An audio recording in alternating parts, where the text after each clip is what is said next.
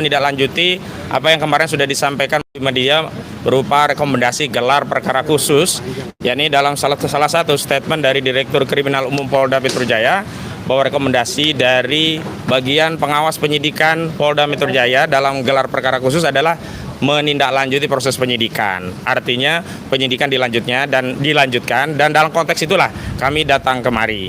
Pertama yang kami inginkan adalah nanti melalui surat yang resmi kami kirimkan adalah rilis resmi surat yang dikirim oleh bagian pengawas penyidikan kepada kami.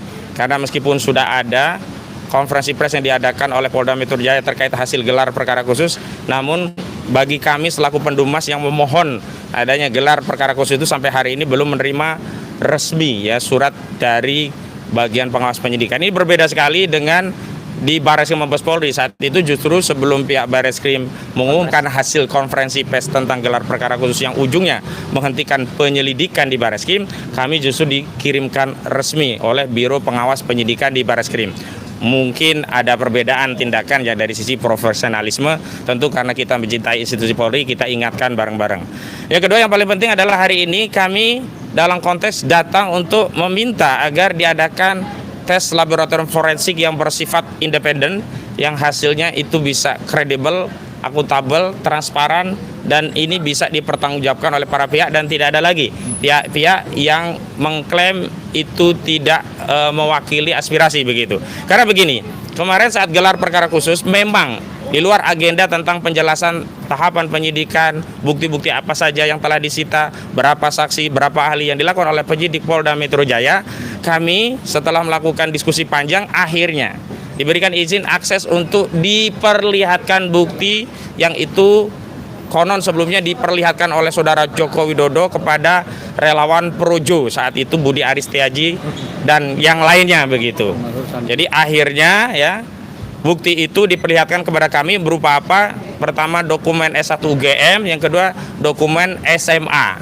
Jadi kemarin konteksnya adalah untuk mengkonfirmasi atau memastikan bahwa bukti itu benar telah disita oleh penyidik Polda Metro Jaya dan tidak dalam penguasaan saudara Joko Widodo dan tidak pula diperlihatkan kepada Projo saat di Solo di bulan Oktober yang lalu. Bahkan penyidikan sudah dilakukan sejak Juli begitu.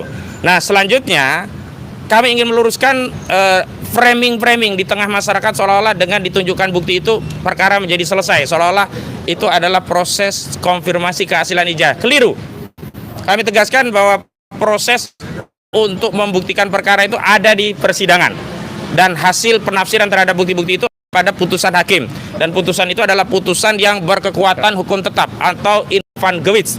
Dan putusan inkrah itu adanya nanti di majelis kasasi yang dikeluarkan oleh lembaga Mahkamah Agung Indonesia. Artinya kita semua harus menghormati dan bersabar karena begitulah proses berhukum dalam hukum acara pidana di negara kita. Ada putusan pertama, ada banding, ada kasasi. Nah disitulah tempat yang terakhir yang tidak ada lagi perbedaan penafsiran.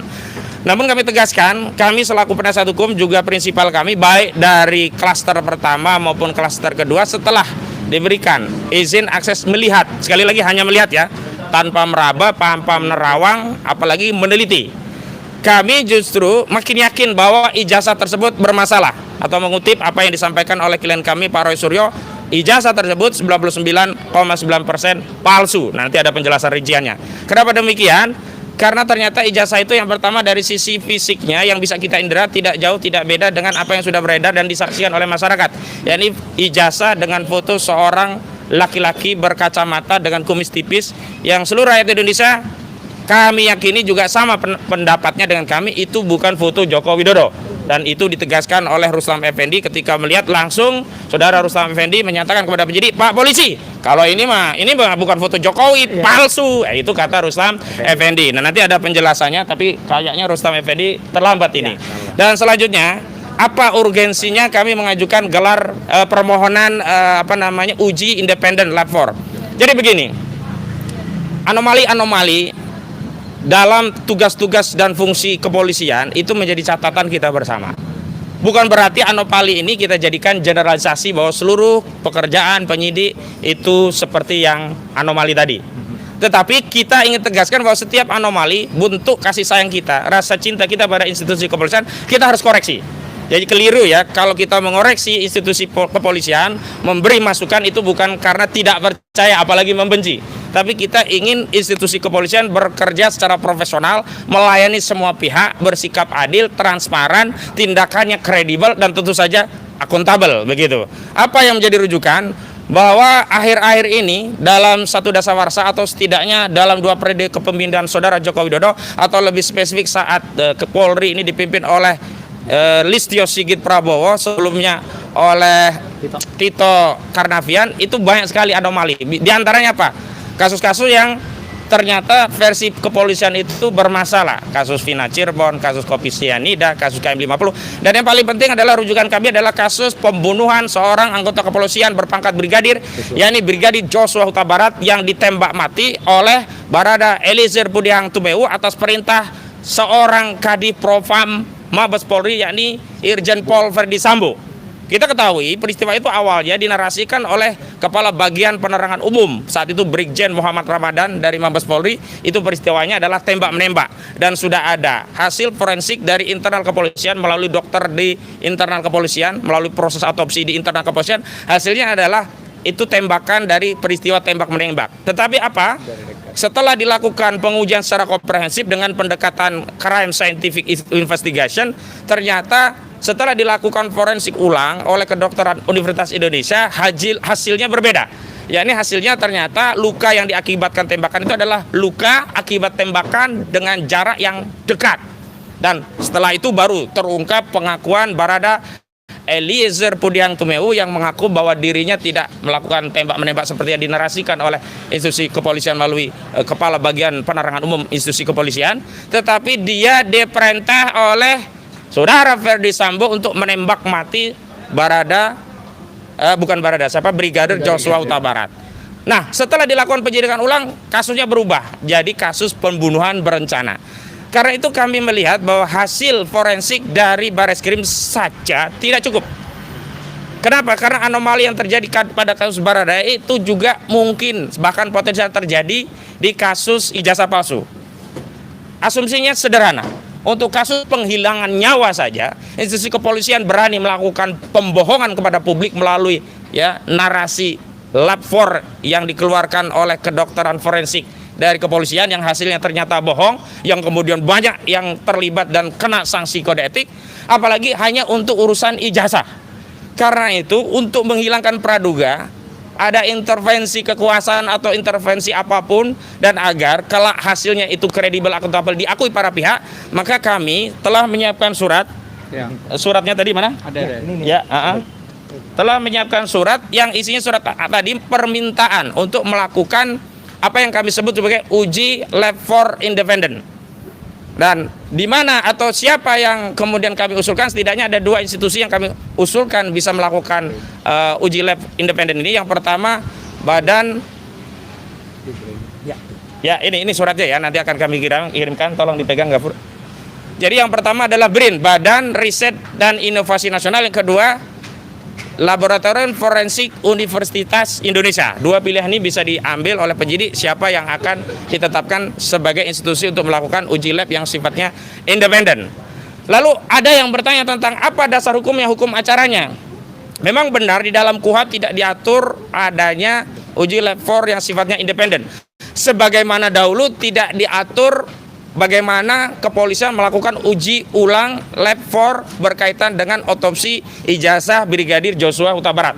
Artinya ini pembunuhan ya. Artinya 2 kasus ini bisa menjadi kasus Brigadir Joshua Huta Barat bisa jadi referensi. Ternyata ada preseden sepanjang kepolisian ada kebijakan untuk melakukan itu dimungkinkan karena segala tindakan dalam proses penyidikan itu semuanya ada pada wewenang penyidik, yakni institusi kepolisian. Yang kedua, yang belum lama juga terjadi di kasus ijazah palsu ini, yakni tindakan polisi yang pada akhirnya membuka segel barang bukti, mengeluarkan barang bukti dan memperlihatkannya kepada tersangka dan penasihat hukumnya, itu juga tidak diatur dalam KUHP. Bahkan bisa dikatakan bertentangan dengan KUHP, terutama ketentuan pasal 39 junto pasal 44 ayat 1 KUHP, yang itu sebelumnya juga sudah disampaikan kepada penyidik tentang kerisauannya, kegalauannya, apakah akan dibuka, diperlihatkan atau tidak. Tetapi setelah ada kesepakatan dan atas arahan saran dari Ombudsman, penyidik akhirnya mengambil kebijakan untuk menunjukkan barang bukti meskipun tidak diatur dalam KUHP. Nah, karena itu dalam konteks ya tes laboratorium forensik independen ini kebutuhannya hanya satu saja, tinggal kebijakan dari kepolisian apakah akan bersikap bijak dengan menyerap aspirasi masyarakat yang hari ini juga ragu-ragu, bahkan makin yakin ijazah itu palsu. Karena apa? Setelah diketahui bahwa fotonya sama dengan yang ada di tengah masyarakat, yang masyarakat meyakini mustahil itu foto Joko Widodo. Mengutip apa yang disampaikan oleh Rustam Effendi ya, itu bibir bukan bibir Jokowi, itu mata bukan mata Jokowi, itu alis bukan alis Jokowi, bahkan kumis tipis itu mustahil milik Joko Widodo begitu. Karena itu tinggal satu saja, tetapi kalau ini tidak diambil maka saya dari tim kuasa hukum Pak Roy Suryo dan seluruh tim advokasi dari tim anti kriminalisasi akademisi dan aktivis menyampaikan kepada seluruh rakyat, begitulah kesulitan untuk mencari keadilan di negeri ini. Dan kami ingin tegaskan kenapa kami memilih BRIN, memilih levelnya UI, bukan yang ada di Singapura, bukan ada yang di luar negeri. Sekali lagi, kami mencintai negeri ini dan kami ingin memperbaiki negeri ini dengan mekanisme yang ada di negeri ini. Kami tidak ingin aib ini kami bawa-bawa ke dunia internasional sehingga diketahui oleh level dari dunia internasional. Cukuplah ya kita selesaikan dengan mekanisme yang ada di internal kita. Itu ya pengantar dari kami. Nanti ada pernyataan dari Pak Roy dan Pak Rustam. Jadi Pak Roy nanti mewakili dari layer yang pertama, Pak Rustam kedua ya, Pak Rustam layer yang kedua. Tapi sebelum itu ada dari tim kami, Bung Gafur Sangaji, tolong disampaikan sejumlah anomali-anomali yang juga ditemukan dalam kasus KIP yang juga beliau menjadi salah satu kuasa hukumnya. Silakan. Oke, terima kasih Bang Ahmad Kozinudin ya. Jadi pada hari ini kami menindaklanjuti hasil gelar perkara khusus kemarin, di mana penyidik Polda Metro Jaya telah menunjukkan ijazah Pak Joko Widodo. Dalam kesempatan ini, izin Bang Kozinudin, saya perlu mengklarifikasi beberapa hal. Yang pertama adalah ada pengacara dari pihak Pak Egy Sujana yang mengatakan bahwa beliau memegang ijazah. Kemudian di situ beliau merasakan ada emboss, kemudian di situ beliau mengatakan ada watermark. Saya pastikan bahwa apa yang disampaikan itu adalah keterangan yang menyesatkan publik. Kenapa? Karena pada saat ijazah itu mau dibuka, saya bersama Bang Ahmad Kozinudin adalah dua lawyer yang berdebat sengit dengan pengacaranya Pak Joko Widodo supaya ijazah itu bisa dibuka dalam kerangka transparansi dan akuntabilitas penegakan hukum, dan kemudian didukung juga oleh Ombudsman Republik Indonesia. Pada saat dilakukan gelar perkara khusus itu, detik-detik di mana ijazah itu akan dibuka, ya, saya termasuk orang yang pertama kali maju ke depan dan saya berdiri di antara penyidik dan Pak Direktur Reserse Kriminal Umum Polda Metro Jaya. Dan saya menyaksikan dengan mata saya sendiri detik-detik di mana ijazah tersebut digunting dari segel yang sudah disegel oleh penyidik Polda Metro Jaya.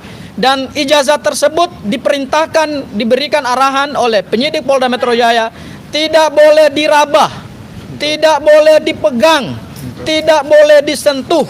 Sehingga saya hanya melihat itu dari jarak yang sangat-sangat dekat. Tetapi karena ada arahan dari penyidik Polda Metro Jaya supaya ijazah tersebut tidak dipegang, maka saya juga tidak memegang ijazah tersebut. Dan ijazah tersebut ditaruh di satu map yang hard case, ada logo UGM-nya, dan dilapisi dengan plastik yang keras. Jadi kalau ada pernyataan dari pengacara Pak Egy Sujana mengatakan bahwa beliau menyelonong, jarinya masuk, saya pastikan itu keterangan yang menyesatkan publik. Tidak benar. Keterangan tersebut tidak benar. Karena keterangan itulah yang memberikan kebingungan kepada rakyat hari ini. Bahwa berdasarkan keterangan dari Bunda Eli, ijazah tersebut ada embossnya, ijazah tersebut ada watermarknya. Saya pastikan keterangan tersebut keterangan yang tidak sesuai dengan fakta di dalam gelar perkara khusus. Itu hal yang pertama. Hal yang kedua, pada saat dilakukan gelar perkara khusus itu ada dua ijazah yang dibuka, yaitu ijazah SMA dan ijazah program sarjana. Dan dua-duanya tidak boleh disentuh dan ditaruh di map yang sangat keras dan dilapisi oleh kertas sehingga tangan kita ini tidak bisa menyentuh. Ya, ijazah tersebut saya pandang secara dekat berkali-kali, bukan hanya satu kali loh. Saya pastikan berkali-kali saya pastikan ada banyak sekali kejanggalan-kejanggalan. Terutama pertama dari sisi foto. Foto di SMA, di ijazah SMA itu betul-betul kalau kita pastikan itu memang adalah ijazah fotonya Pak Joko Widodo yang berambut gondrong. Tetapi begitu kita periksa secara head to head dengan ijazah program sarjana, itu mohon maaf fotonya tidak sama seperti program SMA ya. Itu bisa nanti dijelaskan oleh Mas Roy karena Mas Roy lah yang juga punya kesempatan untuk melihat ijazah tersebut dari jarak yang sangat dekat dan berkali-kali. Hal yang ketiga, perlu saya sampaikan bahwa gelar perkara khusus kemarin tidak memecahkan misteri ijazah Pak Joko Widodo. Gelar perkara khusus kemarin tidak membuka kotak Pandora terkait dengan ijazah ini asli atau palsu seperti yang dihasilkan dalam hasil penelitian Mas Roy dan Bang Rismon. Kalau ada pihak dari Pak Jokowi mengatakan bahwa ijazah ini kan sudah kami buka kepada penyidik dan sudah kami perlihatkan, jadi buat apa lagi mereka berkomentar? Kalau mau pernyataannya seperti itu, mohon maaf, dari awal Pak Joko Widodo jangan membawa ijazah ini dalam penegakan hukum pidana. Karena kenapa? Meskipun ijazah itu dibuka, tetapi tidak menjawab semua misteri dalam perkara ini. Tidak menjawab hasil penelitian Mas Roy. Karena forum gelar perkara khusus itu bukan forum pembuktian material, tetapi hanya prosedur hukum acara, di mana penyidik hanya memberikan kepastian berdasarkan pasal 38 dan pasal 39 KUHP bahwa barang bukti utama telah disita dan saat ini berada di tangan kekuasaan penyidik Polda Metro Jaya. Kan hanya itu yang kami pastikan. Bahwa ini asli atau palsu, ada embossnya lah, ada itu kan versi mereka. Ya. Kuasa hukum Pak Jokowi Widodo mengatakan bahwa ada emboss, ada watermark, ada listasan stempel. Ya itu kan selama ini yang mereka kemukakan. Itu kan versi mereka yang selama ini mereka ulang-ulangi. Tetapi secara pembuktian material terhadap pernyataan-pernyataan tersebut tidak bisa dipastikan. Karena apa? Karena kalau kita mau menganalogikan pembuktian ijazah seperti pembuktian mata uang, seperti yang selama ini dikatakan oleh teman-teman dari kubu Pak Joko Widodo. Pembuktian mata uang saya pastikan berdasarkan peraturan Bank Indonesia nomor 21 tahun 2019 tentang pengelolaan mata uang rupiah.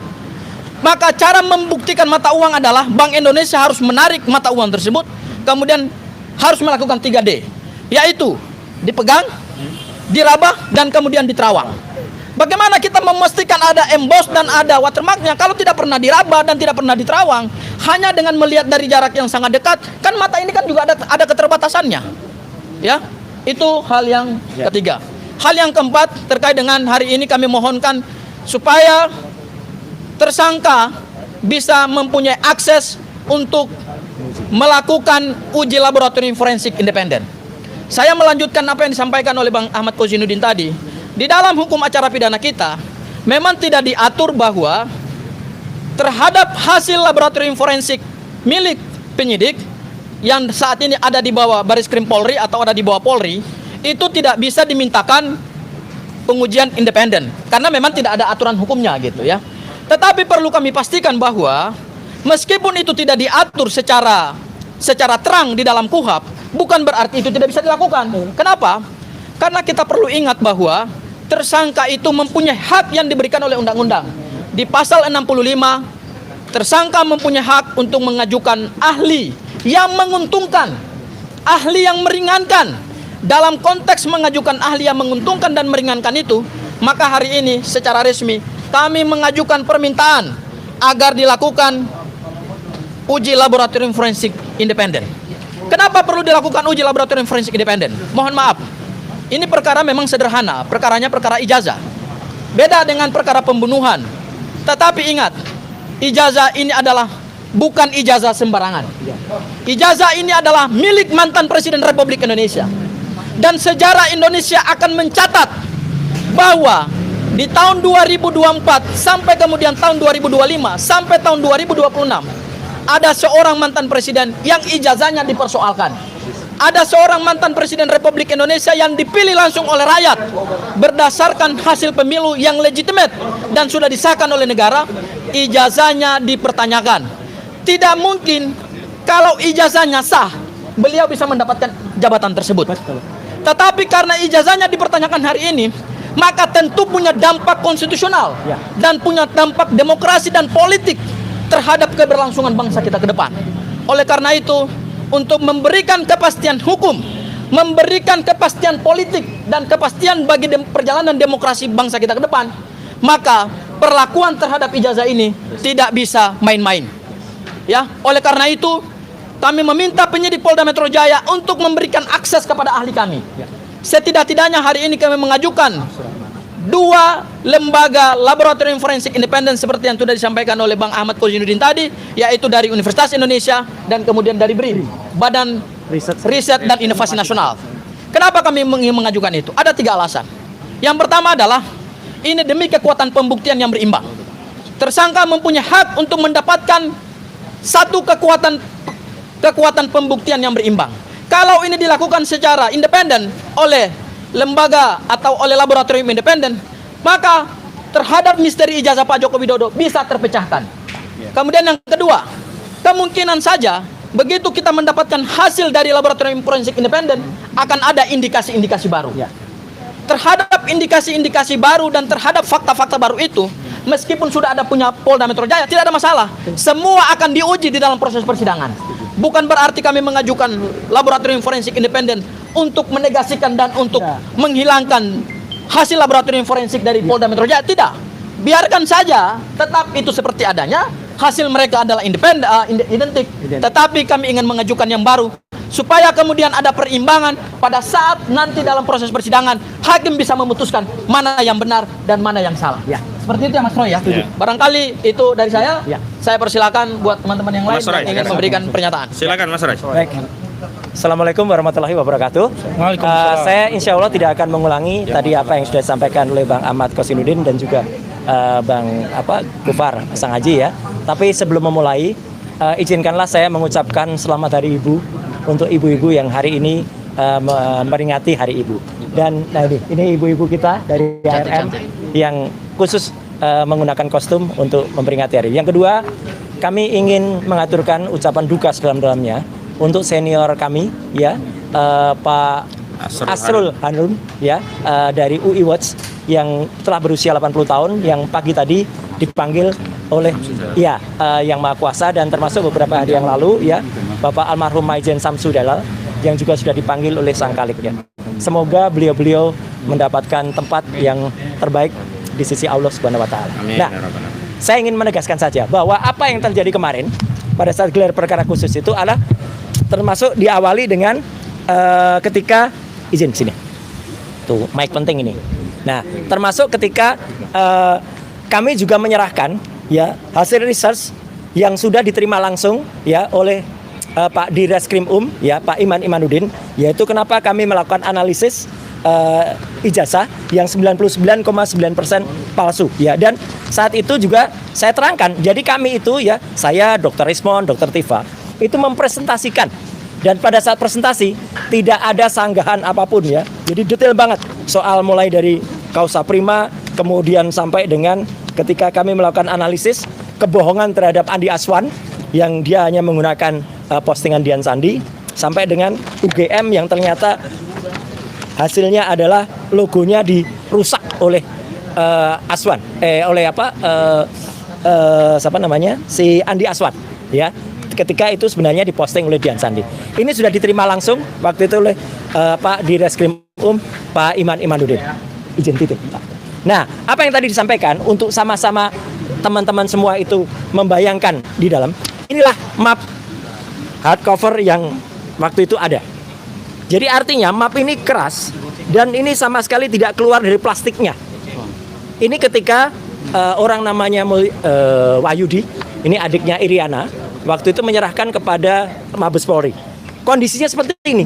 Bahkan yang aneh sebenarnya, kalau saya perhatikan, di map ini noktah atau kotoran yang ada di sebelah kiri ini tidak terlalu nampak. Kemarin tampak sekali. Saya jadi berpikir, apakah ini barang yang sama? Jangan-jangan ada barang yang lain. Jangan-jangan, sekali lagi. Karena di sini sama sekali nggak ada watermark, sama sekali nggak ada emboss. Kenapa? Karena waktu itu kita belum mempermasalahkan watermark, belum mempermasalahkan emboss. Jadi jangan-jangan ada modifikasi lagi yang dilakukan terhadap ijazah yang ada di sini.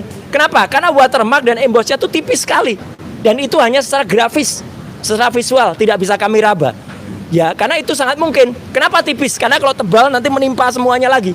Nah, nanti saya jelaskan. Kenapa saya bisa melakukan analisis ini? Izin, Pak Gub. Saya harus terangkan ya, mohon maaf sekali lagi. Jelek-jelek gini, 30 tahun yang lalu saya adalah juara nasional lomba fotografi. Juara nasional loh, juara 1. Ya, lomba fotografi nasional Piala Parpostel. Pada saat tahun yang sama saya juara 1 lomba perkebunan, foto perkebunan. Dan juara 2 lomba iptek Piala Pak Habibie waktu itu.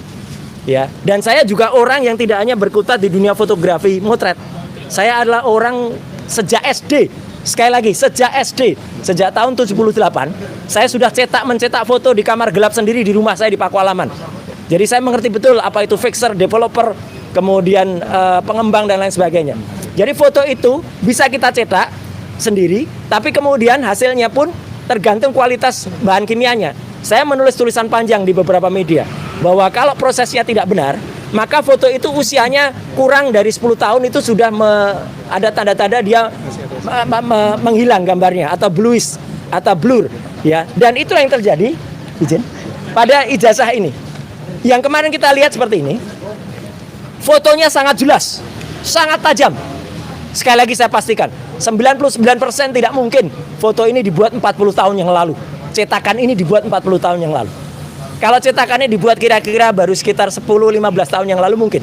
Karena sangat kontras, maaf Pak. Sangat kontras. Tidak mungkin foto sangat kontras ini. Apalagi dulu di Jogja hanya ada beberapa studio foto profesional yang saya sebutkan dalam tulisan panjang saya. Ada Star, ada Huasin, ada Likong, ada Arta Duta, Joni Yendarta, Heri Gunawan dan sebagainya. Kita sebagai mahasiswa nggak kuat untuk nyetak di situ. Kita nyetaknya di gerobak-gerobak cetak pinggir jalan dengan lampu Petromak. Tahun berapa? Itu tahun 85. Iya, dan mahasiswa yang nyetak di sana biasanya nyetak pas fotonya pada saat itu jadi. Tapi lihat 10 tahun, 20 tahun lagi, pas fotonya hilang, sudah memburam. Ijazahnya Bang Resmon saja yang kira-kira usianya baru 20 tahunan aja, gambarnya sudah memudar, sudah nggak kelihatan lagi itu Resmon atau tidak. Ya, jadi di sini kelihatan benar bahwa ini sangat tidak mungkin. Dan apa yang tadi dikatakan kelihatan emboss dan juga watermark itu hanya secara grafis. Watermark itu kalau dia ijazah benar, dia sangat tajam seperti ini, maaf. Nah, ini ijazah benar ini. Watermarknya nampak betul. Embossnya pun juga nampak betul dan bisa diraba. Bagaimana kita bisa meraba kemarin ya? Ijazah itu ada dalam stop map dan ada plastiknya. Sekali lagi tidak bisa dikeluarkan atau tidak boleh dikeluarkan. Kalau dikeluarkan kita bisa intip. Ketebalannya kira-kira berapa itu kita bisa intip karena harusnya tebal, tidak setipis itu. Itu ya teman-teman. Dan kemarin izin. Ada yang aneh. Bagaimana bisa? Polda Metro memastikan dua ijazah ini identik. Ini dari versi Mabes Polri pada tanggal 22 Mei. Ini pada tanggal kemarin di Polda Metro kira-kira. Coba lihat mana yang identik. Ini dikatakan identik. Yang satu saja sudah jelas, satu terlipat. Hitam putih dan proporsif. Kalau ini malah logonya proporsif segi 5. Kalau ini logonya pating pletrot. Ya, artinya logonya tidak benar karena ini hasil ditarik-tarik. Jadi itu jelas ya, secara teknis saya tetap mengatakan, dan itu langsung saya seperti Bang Rostam. Ketika lihat itu, saya langsung lihat 99,9% palsu. Ya, tetap satu sangat kontras, kedua watermark tidak bisa kelihatan ya secara jelas ya. Ada tipis-tipis tapi itu kayaknya hasil reprinting ulang. Kemudian emboss sama sekali nggak bisa dirasakan. Emboss itu harus dirasakan. Dan yang paling penting juga, ini bagian yang kedua. Ada kebohongan yang kemudian kemarin tampak. Kalau Polda Metro telah mengatakan bahwa bentuk fisik kertas ini telah disita pada tanggal 23 Juli 2025. Setidaknya ada beberapa kebohongan. Kebohongan pertama dilakukan oleh orang namanya Judi Ari. Ya, gitu. Saya mengatakan bukan Budi Ari, Judi Ari. Ya, gitu. Pada tanggal 24 Oktober bersama dengan Freddy Damanik. Yang itu mengatakan kalau ijazahnya asli. Budi Ari mengatakan begitu. Damanik juga mengatakan, bahkan menyebut nama saya. Kalau soal ijazah tanya Roy Suryo aja lah gitu. Dia mengatakan itu di depan sumber. Dan dia mengatakan asli. Dan kemarin berusaha berbohong di salah satu TV swasta. Freddy Damanik mengatakan, saya mengatakan scan. Saya putar langsung rekamannya. Ini. Tapi kemudian Mbak Elvira waktu itu tidak menunjukkan karena yang diputar adalah TV lain. Ya, tidak diputar di TV itu. Tapi artinya apa? Dia tidak mengatakan scan, dia mengatakan ijazahnya asli. Itu kebohongan pertama, dilakukan oleh Budi Ari dan Freddy Damanik. Kebohongan kedua dilakukan oleh namanya Andi Aswan. pada tanggal 19 dan 25 November yang telah mengakibatkan kerugian material pada seseorang, namanya adalah Michael Sinaga. Wah, itu orangnya. Dia sudah melaporkan dan sukses, teman-teman ya. Harap diingat. Andi Aswan sudah timbul LP karena mengakibatkan kerugian material pada seseorang yang harus hadir di acara itu, tertarik hadir dia karena disebutkan ijazah asli scan. Ternyata palsu, bukan scan. Dan kerugian dan kebohongan ketiga dilakukan oleh siapa? Joko Widodo sendiri. Pada tanggal 9 Desember ada sebuah wawancara khusus yang disiarkan oleh TV. Nah ini, ya, nggak usah disebut TV-nya ya, gitu. Dia mengatakan di rekaman itu ketika diwawancara oleh Mbak Friska Clarissa, ya, dia mengatakan ijazahnya saya pegang kok. Gimana ijazah bisa dipegang? Semenjak 23 Juli sudah disita Polda Metro Jaya. Dan dia mengatakan ijazah sudah dipegang itu pada wawancara khusus eksklusif yang baru ditayangkan tanggal 9 Desember. Jadi setidaknya ada tiga pihak yang melakukan kebohongan pada tanggal 24 Oktober, pada tanggal 19 dan 25 November, dan pada tanggal 9 Desember ketika itu diputuskan. Jadi sekali lagi teman-teman semua, saya bisa pastikan sekali lagi 99,9% ijazah yang kemarin disampaikan pada gelar perkara khusus itu adalah palsu. Dan nggak apa-apa kalau tadi rekan Kosinudin sedikit slip of tongue, biasa ya. Namanya wakil rektor UGM saja slip of tongue mengatakan Joko Widodo sukses telah lulus dari Fakultas Kedokteran. Ya, Mas Kosinudin tadi mengatakan ini ijazahnya Joshua. Ya tipis lah antara ijazah dengan jenazah, ya gitu. Ya kan sama-sama azah. Kita juga punya lawyer namanya Azam kan. Nah, itu ya.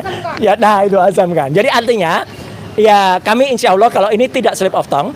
Jadi kami semua ketika gelar perkara khusus itu benar-benar melihat bahwa pada saat gelar perkara khusus kami tidak melihat dengan jelas yang namanya watermark ya. Kalau ada itu grafis. Emboss tidak bisa emboss itu harus diraba. Bagaimana kami bisa memegang, meraba, itu tidak dikeluarkan. Dan kalau ada tangan seseorang yang katanya kami bisa meraba, menembus, apa bisa tangannya menembus? Nggak mungkin tangan itu menembus begitu ya. Nggak mungkin, karena tangan yang menembus itu adalah dia harus masuk ke dalam plastik. Tidak mungkin tangan itu bisa masuk ke dalam plastik dan kemudian menembus macam itu. Susah kemudian kalau melakukan itu gitu ya. Jadi artinya kecuali dia bilang mungkin ijazahnya pendek, tapi ijazahnya juga bisa panjang. Wah, itu baru bisa ya. Itu baru keluarnya pendek dan panjang. Tapi kalau namanya ijazahnya tangannya bisa menembus, sama sekali tidak mungkin. Saya kira itu ya penegasan dari saya.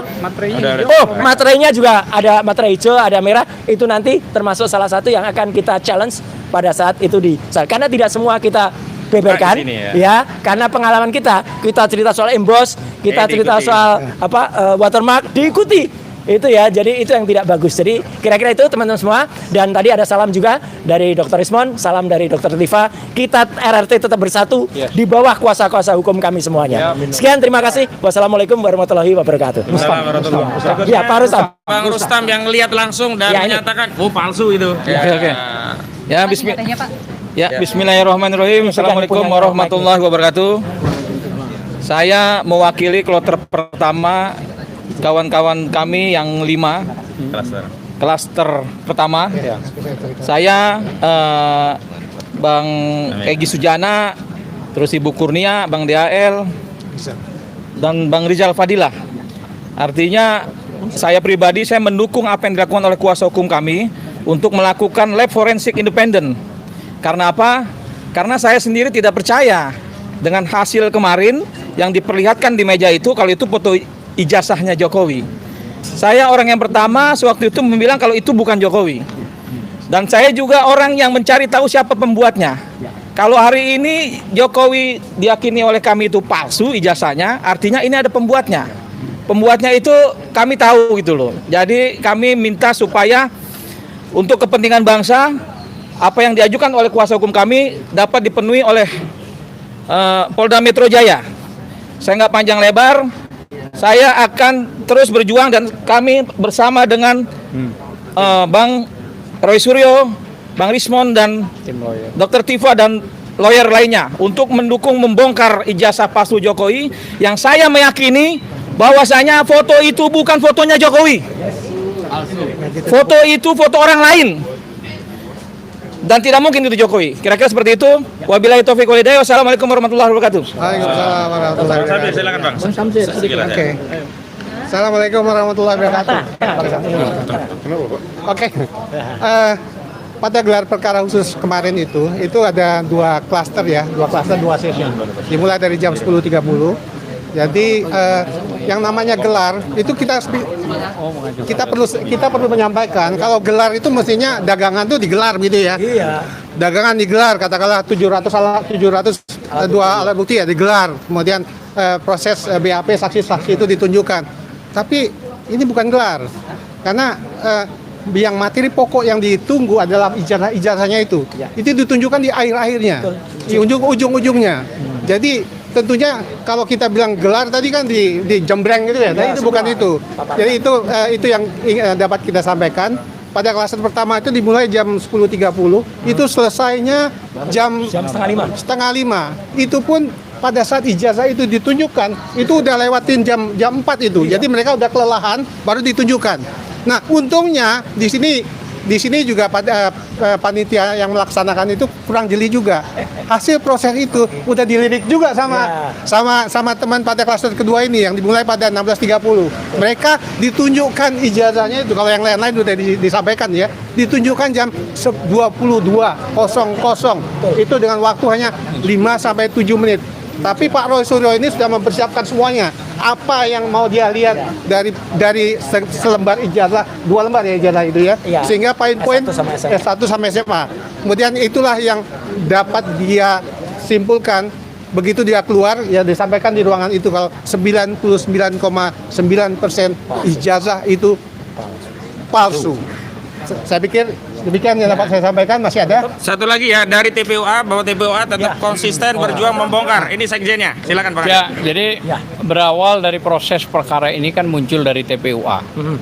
Ya, TPUA ini sudah melakukan proses yang cukup panjang sampai detik ini.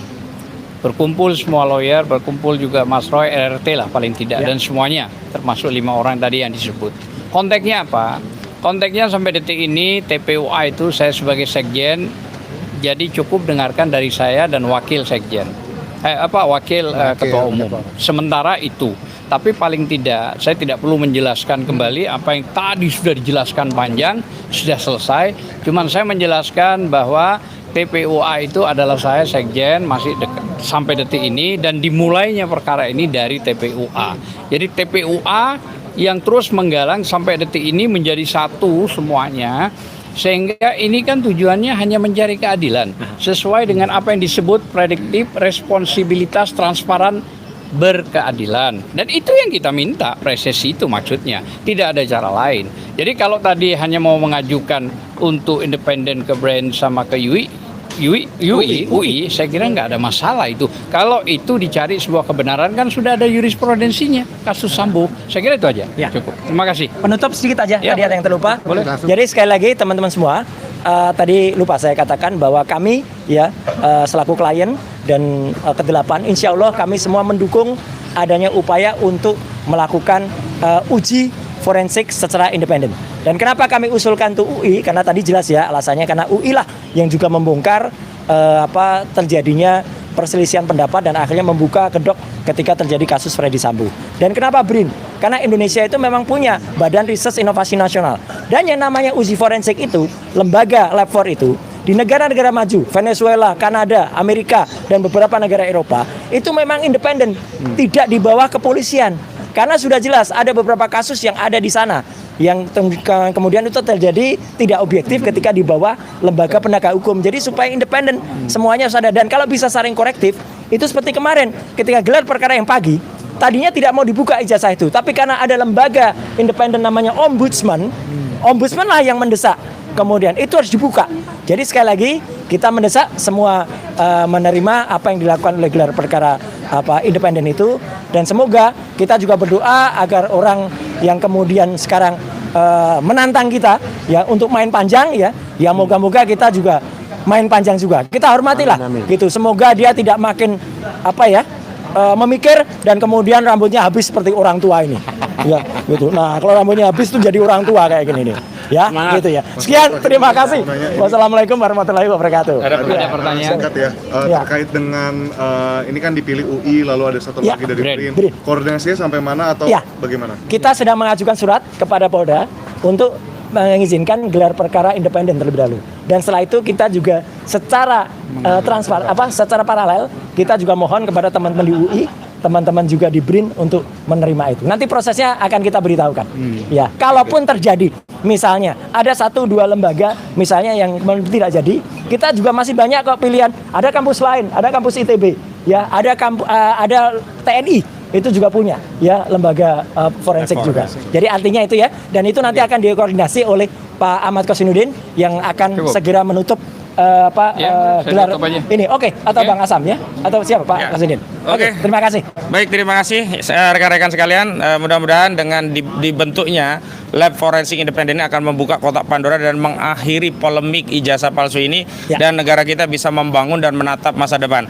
Dan kita hari ini juga prihatin dengan saudara kita. Mudah-mudahan dengan keterbukaan juga bisa menyebabkan pemerintah bisa lebih objektif dalam melihat kasus ini, sehingga kita juga bisa berfokus kepada saudara kita yang hari ini ditimpa bencana di Sumatera. Mudah-mudahan mereka diberi kesabaran dan segera ada solusi, dan kita semua ikut mendoakan mereka semua. Amin ya rabbal alamin. Terima kasih semuanya ya. Ya. Oke, wassalamualaikum.